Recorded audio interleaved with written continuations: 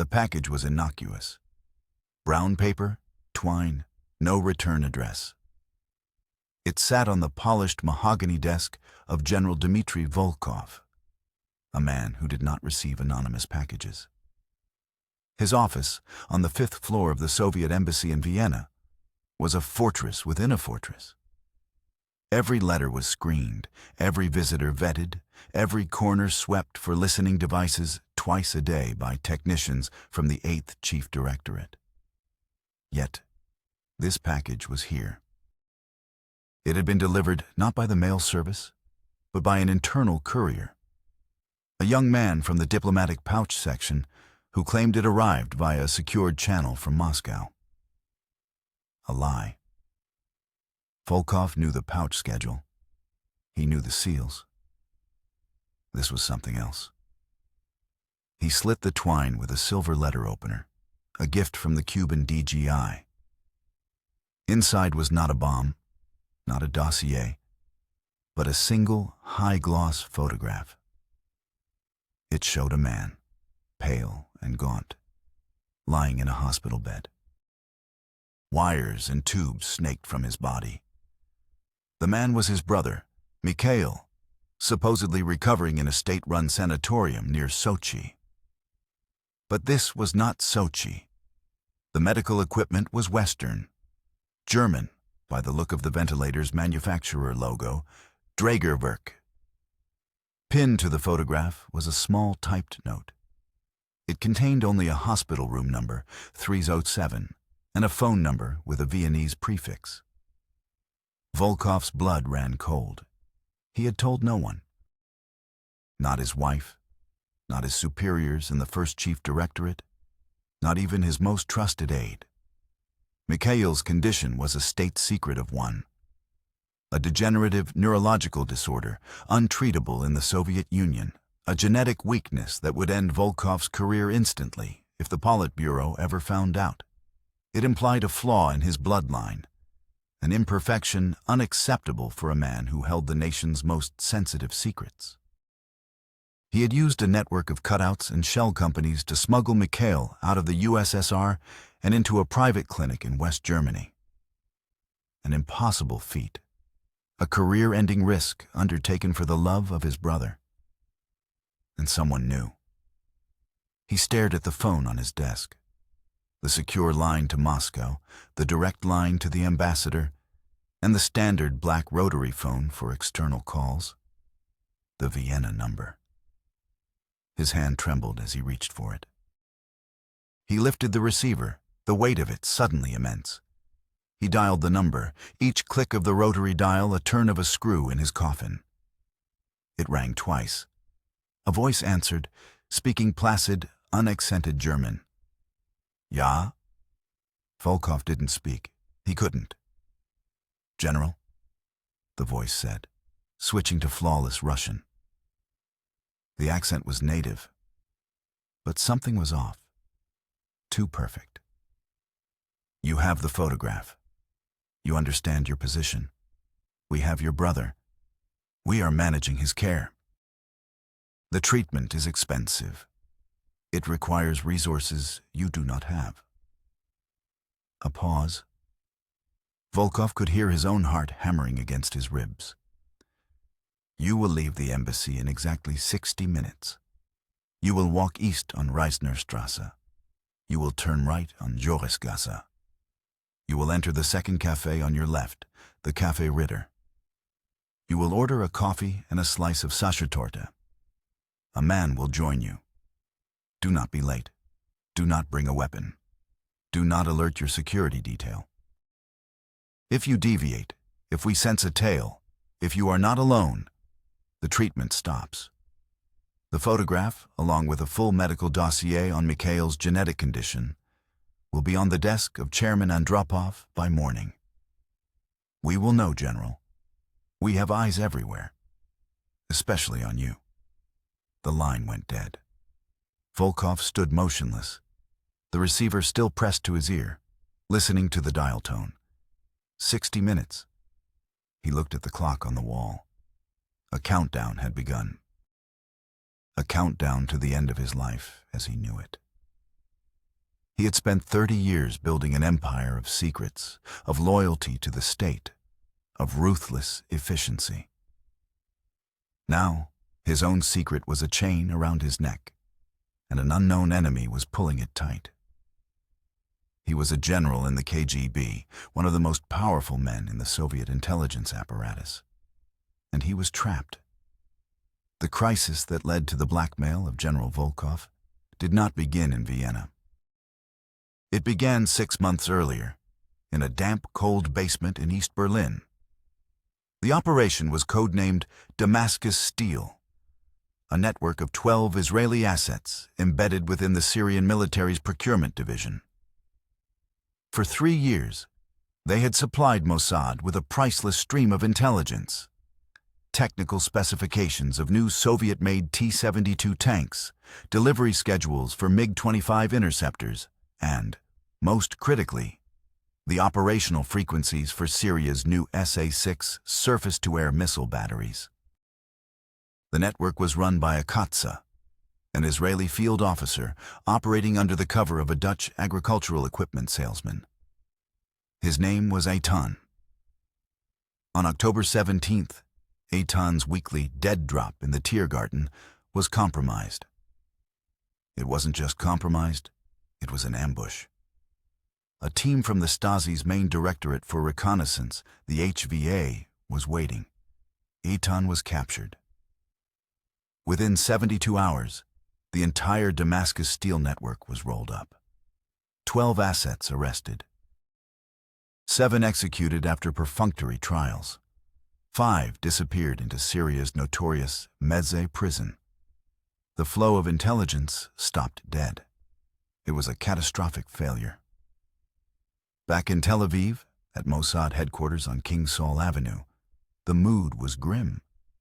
The post-mortem was brutal and immediate. The director of Mossad, known only by the initials Z, convened a crisis meeting in the Forum, the agency's sterile, soundproof command center. Present were the heads of the key departments. Among them was Yaron Feldman, deputy head of Caesarea, the department responsible for running agents in hostile countries.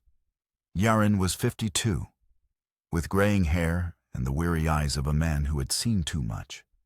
A veteran of the Wrath of God teams that hunted the Black September terrorists after the Munich massacre, he was a pragmatist, utterly devoid of sentiment. His most significant achievement was the successful exfiltration of a nuclear scientist from Iraq in 1979, an operation that involved creating a fake film production company as cover. His critical skill was an almost supernatural ability to see the hidden connections between disparate pieces of information, to find the weak point in any system, human or otherwise. Also at the table was Leah Tal, head of the technology division. At 34, she was a prodigy, a graduate of the Technion with doctorates in electrical engineering and computer science. She had revolutionized Mossad's technical capabilities. Her most notable success was the development of the Trojan Horse communication system, which piggybacked encrypted messages onto the background noise of international television broadcasts, making them virtually undetectable. Her skill was creating bespoke technology to solve impossible operational problems. She didn't invent gadgets. She forged keys for doors that weren't supposed to exist.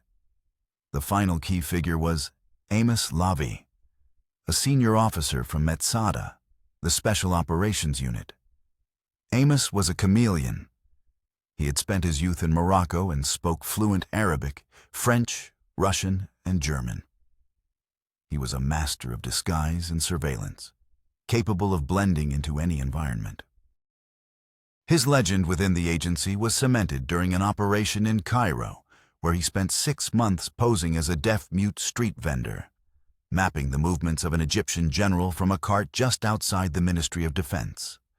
His talent was observation, the ability to disappear in plain sight and notice the details no one else did. The initial assessment of the Damascus Steel failure was grim. The tradecraft was solid. The dead drop location had been used for years without issue. The communications protocols were secure. There was no evidence of a leak from the Israeli side. The conclusion was unavoidable. The breach had come from the top. The Syrians and their East German allies hadn't stumbled upon the network. They had been given the key. Z turned to Yaron. The source? Yaron's voice was flat. All signs point to Moscow. The Syrians don't have the counterintelligence sophistication to roll up a network this clean, this fast. The HVA is good, but the speed suggests they were working off a complete playbook. Someone handed them the entire file. That file could only have come from one place, KGB Directorate S. Directorate S of the First Chief Directorate was the KGB's elite unit for illegal intelligence operations. They ran the deep cover agents, the sleeper cells, the men and women who posed as ordinary citizens in foreign countries for years before being activated. They held the files on every major foreign intelligence network operating against the Soviet bloc. The head of Directorate S was General Dmitry Volkov. The chessboard was now clear. The Cold War was at its zenith. The Soviet Union was pouring advanced weaponry into Syria, its primary client state in the Middle East. Israel, facing an existential threat on its northern border, relied on superior intelligence to maintain its military edge. The loss of the Damascus Steel Network was not just an intelligence failure. It was a strategic catastrophe. It blinded Israel to Syria's military buildup. A new source inside the Soviet High Command was not just desirable. It was a national security imperative. The mission genesis came from a single, overlooked fragment of intelligence that Leah's department had flagged. 6 months prior, a low-level diplomatic clerk at the Soviet consulate in Bonn, a man being cultivated by German intelligence, had mentioned a rumor in passing. He spoke of a senior general whose family member was suffering from a rare, incurable disease. The BND, the German agency, had dismissed it as gossip. But Leah's new pattern analysis program, designed to cross-reference seemingly unrelated data points, had connected that rumor to 3 other pieces of information. An unusual transfer of funds from a Swiss bank account controlled by a known KGB front company to a private hospital in Munich. A discreet inquiry made by a Soviet trade delegate about a specific American neuropharmaceutical drug at a Geneva conference. And the sudden, unexplained travel of General Volkov's younger brother Mikhail to a Black Sea resort known for its palliative care facilities. Individually, they were nothing. Together, they painted a picture. Yaron saw it instantly. A weakness, he said, his voice barely a whisper in the forum. A non-ideological, non-financial vulnerability, the most powerful kind. The mission was born. It was codenamed Operation Nightingale. The objective was not to assassinate Volkov, not to bribe him.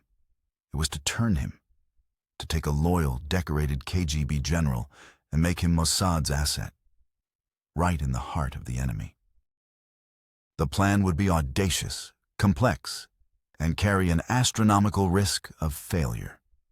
It would require perfect surveillance, cutting-edge technology, and a psychological manipulation of the highest order. The target location was Vienna. The city was a known playground for spies, a neutral territory where East and West collided. Volkov traveled there 4 times a year for liaison meetings with other Eastern Bloc intelligence services. It was the only place where he was even remotely accessible. Yaron would lead the operation from a command post in Tel Aviv. Amos would be the man on the ground, the combatant, leading the surveillance team. Leah and her engineers would provide the tools to make the impossible possible. The first problem was getting close to a man surrounded by a bubble of KGB security.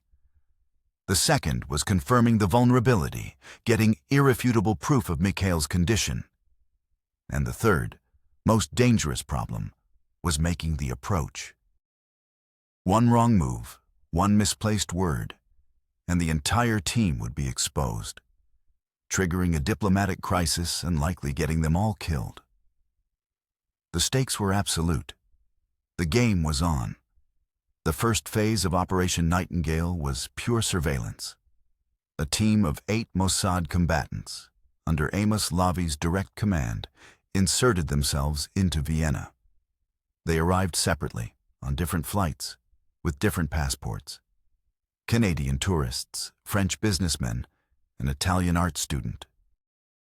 They established a forward operating base in a 4th-floor apartment in the Landstrasse district, overlooking the Belvedere Palace. The apartment was chosen for its multiple escape routes and its clear line of sight to the Hotel Imperial, where Volkov was known to stay. The rent was paid a year in advance, in cash. The apartment became a hive of quiet, focused activity. Leah's team had re-engineered the entire space.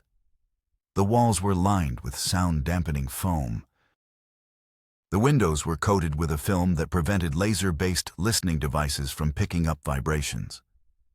The power lines were scrubbed of any potential data leakage. It was a sterile, electronic fortress in the heart of Vienna. Amos's first task was to map Volkov's entire routine. For 2 weeks before the general's scheduled arrival, the team ran drills.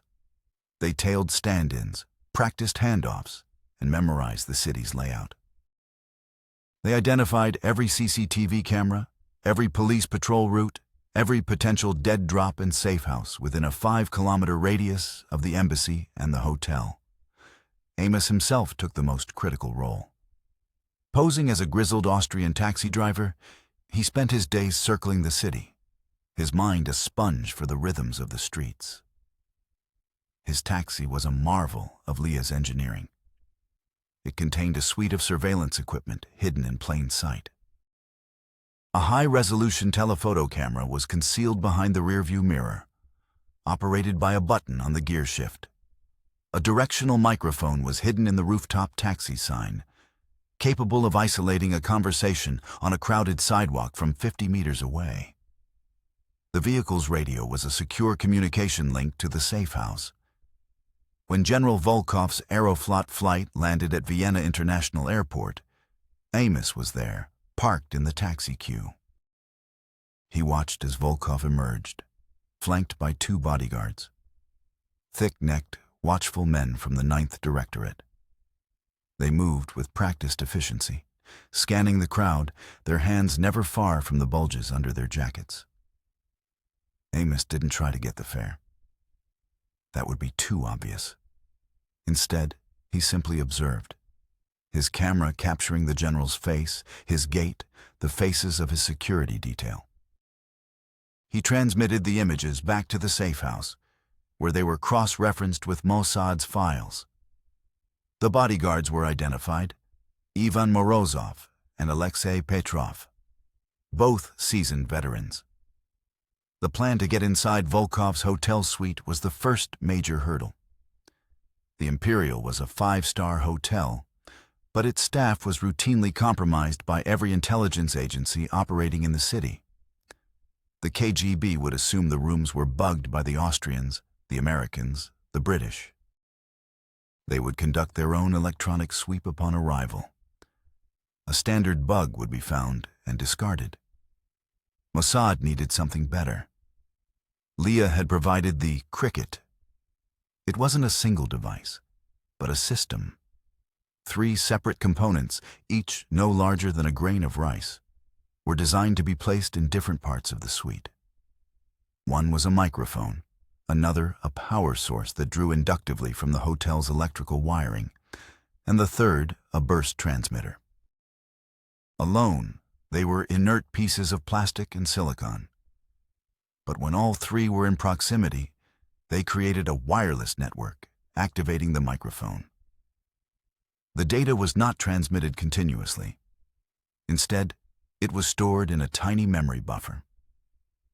Once every 24 hours, at a randomly selected time, It would compress the day's audio into a 1.2-second burst of data and transmit it on a frequency used by local air traffic control. To a standard KGB sweep, it would register as background noise. It was brilliant, but useless if they couldn't get it into the room.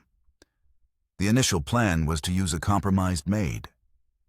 Amos's team had identified a cleaner at the hotel, a young woman from Yugoslavia with a brother in political prison. She was a viable blackmail target. But 48 hours before Volkov's arrival, the first setback occurred. The maid was abruptly transferred to a different floor. A review of hotel security rosters showed a last-minute change. The entire floor where Volkov's suite was located would be serviced by a new team for the duration of his stay. Yaron, monitoring from Tel Aviv, made the call. "The KGB is sanitizing his environment. They're ahead of us. The maid is burned. Find a new vector." The team scrambled. They had less than a day. It was Leah, analyzing blueprints of the hotel she had acquired through a contact in Vienna's municipal planning office, who found the solution. The Imperial was an old building, retrofitted with modern amenities. The heating and ventilation system was a maze of interconnected ducts. The duct leading to Volkov's suite passed directly above a small storage closet in the adjacent hallway. The plan was revised. One of Amos's combatants, a former IDF commando with experience in confined spaces, would pose as a maintenance worker. He would access the closet, cut a small hole in the ductwork, and use a flexible fiber optic probe to guide the cricket components into the vent directly above Volkov's suite. It was a high-risk maneuver. The work had to be silent and leave no trace. The operation was scheduled for 3 a.m., when the hotel was quietest. The combatant, Eli, gained access to the floor using a copied keycard. 2 other team members created a minor, controlled water leak on the floor below, drawing the single nighttime security guard away from his post. Eli had a 10-minute window. He entered the closet. The air was thick with the smell of dust and cleaning chemicals. He located the duct. Using a specially designed carbide drill bit that operated at low RPM to minimize noise, he began to cut. 4 minutes in, a second, major setback. A new voice appeared on the team's comms. It was faint, heavily accented, speaking English. "Confirm visual on the 3rd floor, East Wing. Subject is static." Amos, listening from his taxi parked a block away, felt a jolt of adrenaline. He recognized the call sign format and the clipped professional tone. It was the CIA, their Special Activities Division. He immediately switched to a different frequency. all stations, abort. We have a guest at the party." I repeat, we are not alone. In the closet, Eli froze. The drill inches from completing the hole. He had heard it too. The CIA was here. They were also watching Volkov. For what reason? It didn't matter. Their presence made the operation untenable. An encounter between a Mossad team and a CIA team in a Vienna hotel hallway would be a diplomatic firestorm. Yaron's voice came over the secure line from Tel Aviv, his tone ice cold. "What is your assessment, Amos?" Amos watched as a man in a hotel bathrobe walked out of a room down the hall from Volkov's suite. The man was fit, his hair cut short in a military style. He walked to the ice machine, but his eyes were scanning the corridor. He wasn't a tourist. "They're close," Amos reported. "They have a listening post on the same floor. They're professionals.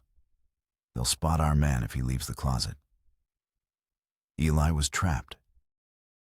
The security guard would return from the staged leak any minute. The CIA was watching the hallway. The window was closed. The mission was on the verge of collapse. Leah, monitoring the situation from Tel Aviv, began running calculations.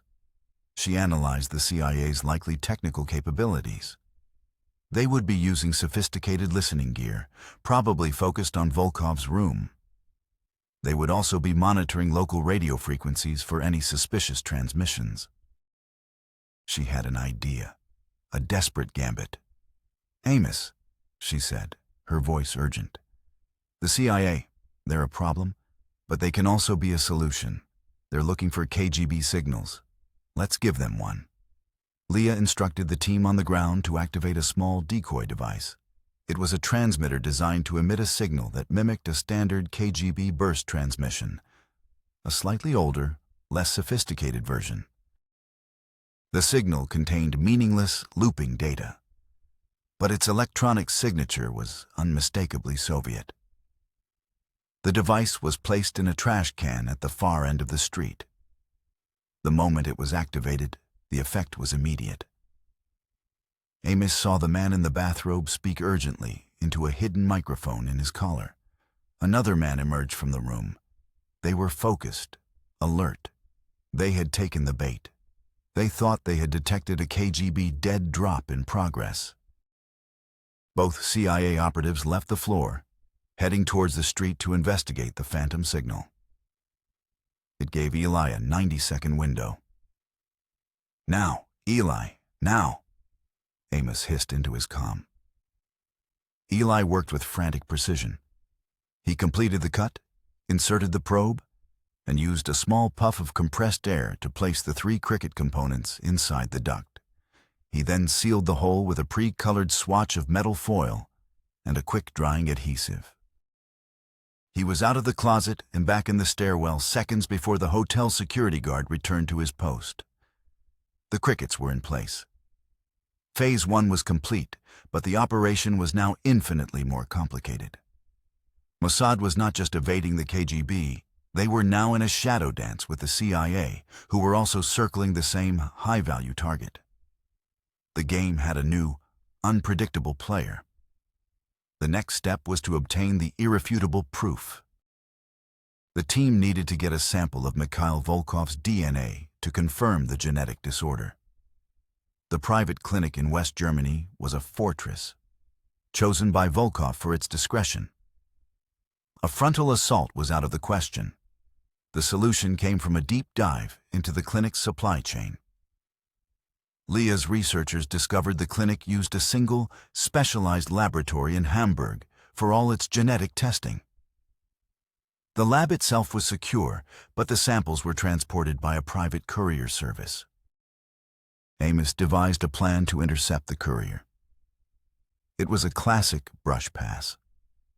2 Mossad agents, a man and a woman posing as a couple, would accidentally bump into the courier on a crowded street corner.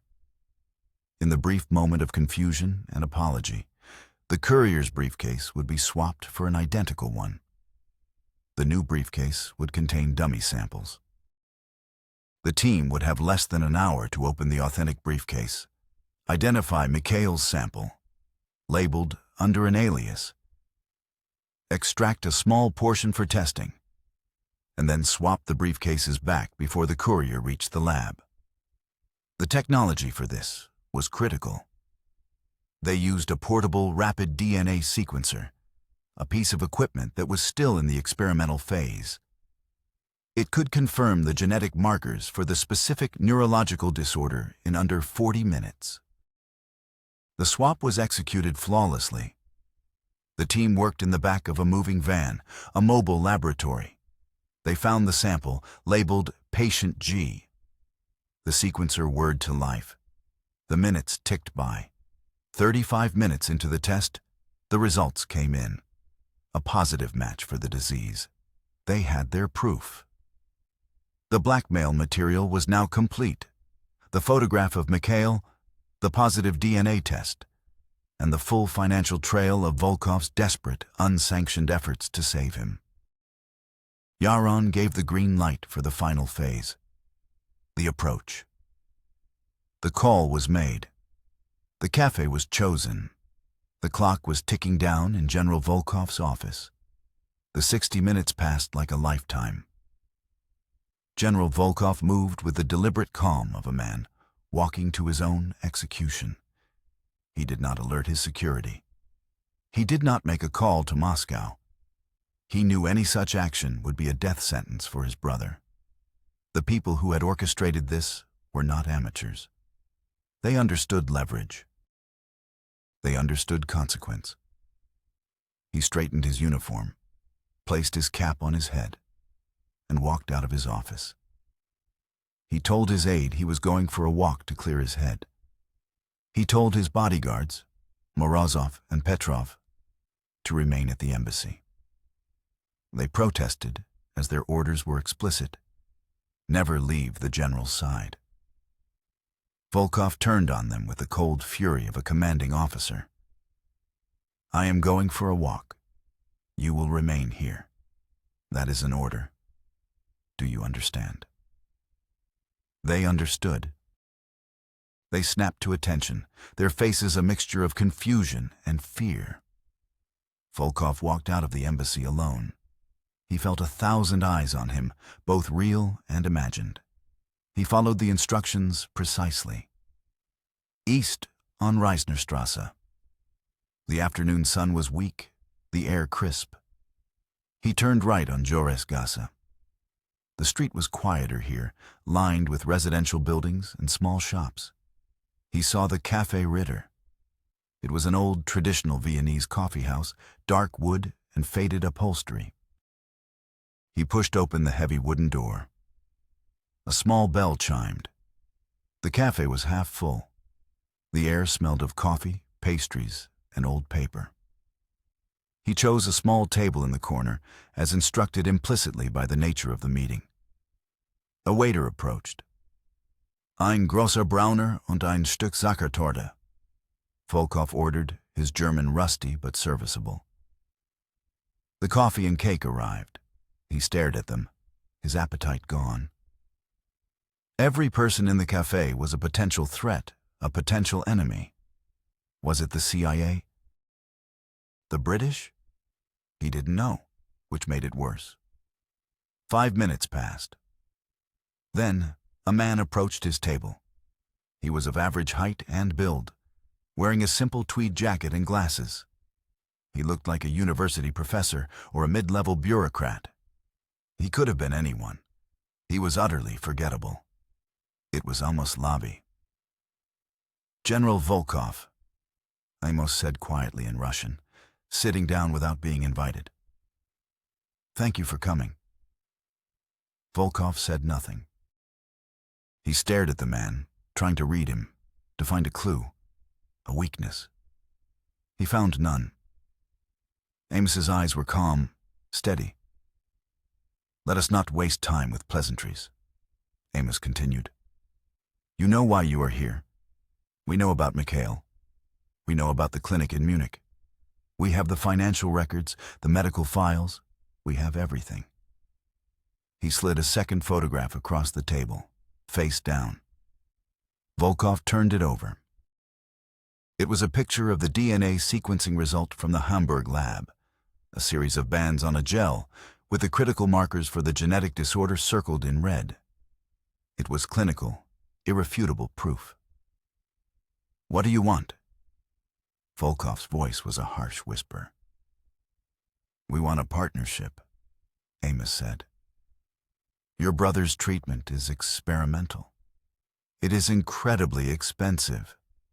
The drug he needs is manufactured by one company in the United States.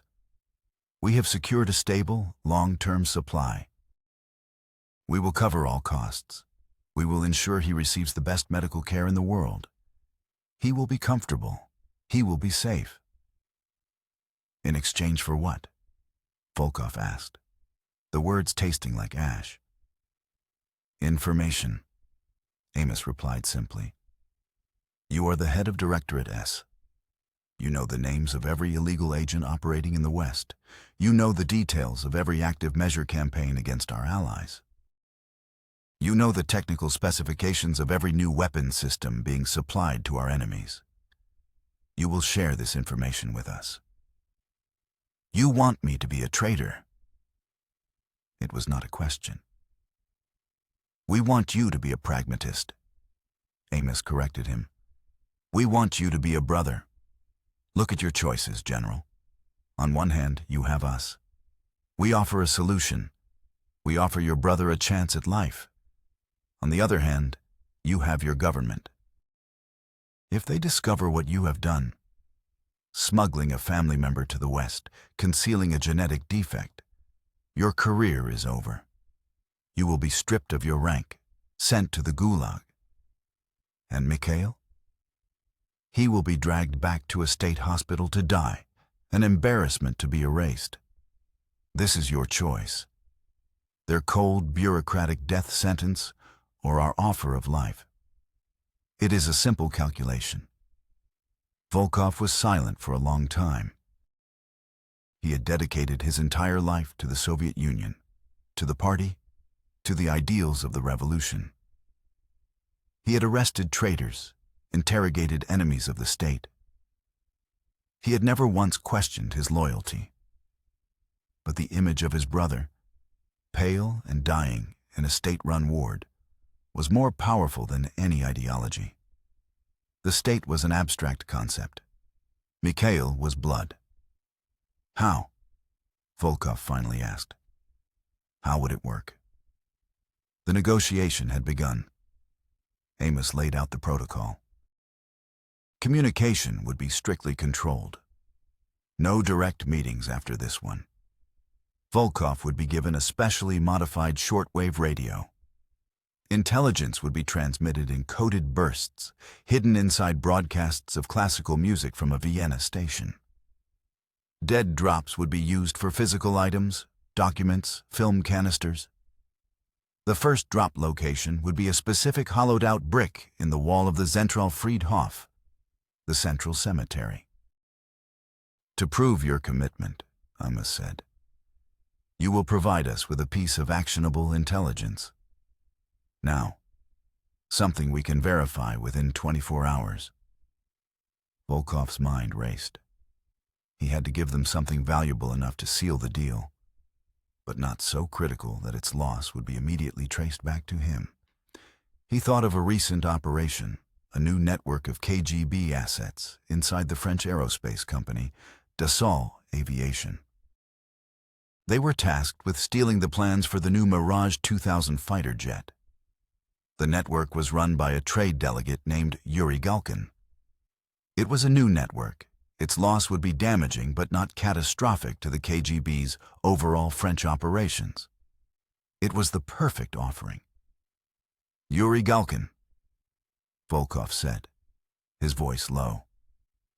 He is a trade delegate at our embassy in Paris. He is the Katsa for a new network inside Dassault.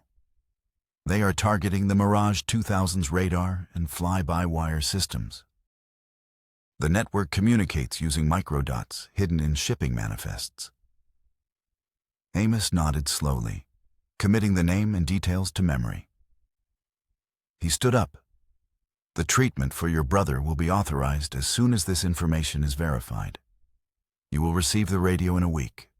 Instructions will follow. It was a pleasure doing business with you, General.